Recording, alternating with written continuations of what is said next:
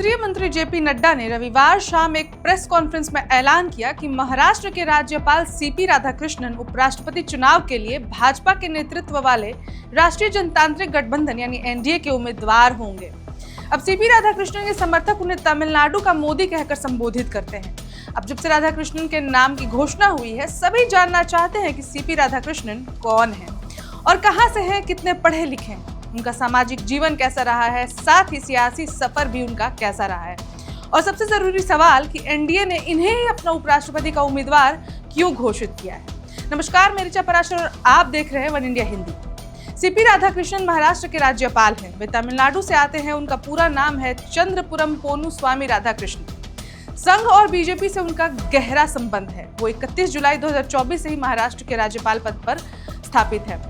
उनका राजनीतिक करियर करीब 4 दशकों का रहा है। आगे बढ़ने से पहले उनके जीवन की एक दिलचस्प कहानी भी आपको बताते चलते हैं। आपको ये जानकर ताज्जुब होगा कि उनकी मां ने सर्वपल्ली राधाकृष्णन से प्रभावित होकर ही उनका नाम रखा था, क्योंकि उनका बेटा एक दिन देश का राष्ट्रपति बनेगा, वो ऐसा चाहती थी और वो ऐसा सोचती थी।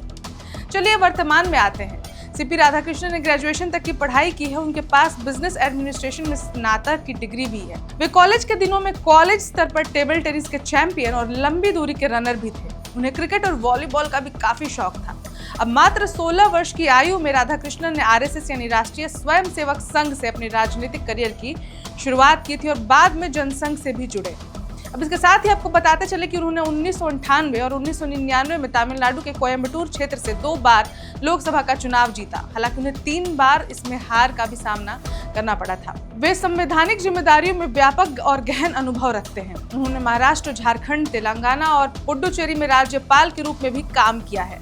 अब भाजपा अध्यक्ष नड्डा ने कहा कि हम चाहते हैं कि अगले उपराष्ट्रपति का चुनाव सर्वसम्मति से हो। हमने विपक्षी नेताओं से भी संपर्क किया है, लेकिन अब सबसे बड़ा सवाल तो यही उठ रहा है कि एनडीए ने इन्हें ही क्यों अपने उपराष्ट्रपति के लिए चुना है। तो आपको बता दें कि वे दक्षिण भारत के पहले ओबीसी नेता हैं जिन्हें उपराष्ट्रपति पद के लिए नामांकित किया गया है।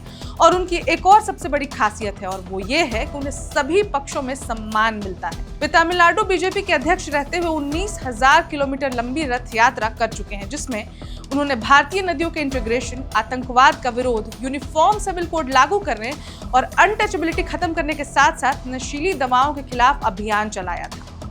इतना ही नहीं, वे भारत के प्रतिनिधि के तौर पर संयुक्त राष्ट्र महासभा को भी संबोधित कर चुके हैं। और ये भी कुछ वजह है कि उनकी राजनीतिक, प्रशासनिक और सामाजिक उपलब्धियां उन्हें भारत के उपराष्ट्रपति बनने के लिए एक उपयुक्त उम्मीदवार बनाती हैं। अब चुनाव आयोग ने पहले ही घोषणा की थी कि वे उपराष्ट्रपति चुनाव के लिए मतदान 9 सितंबर को होगा और उसी दिन मतगणना भी होगी, यानी कि वोटिंग भी होगा और वोट काउंट भी सेम डे यानी 9 सितंबर को किया जाएगा। एनडीए द्वारा सीपी राधाकृष्णन का नाम अनाउंस करने के बाद ये तो समझ आ गया है कि उपराष्ट्रपति का चुनाव बड़ा ही दिलचस्प रहने वाला है। अब इस खबर में फिलहाल इतना ही, पर ऐसी और खबरों के लिए बने रहे वन इंडिया हिंदी के साथ। धन्यवाद। Subscribe to One India and never miss an update.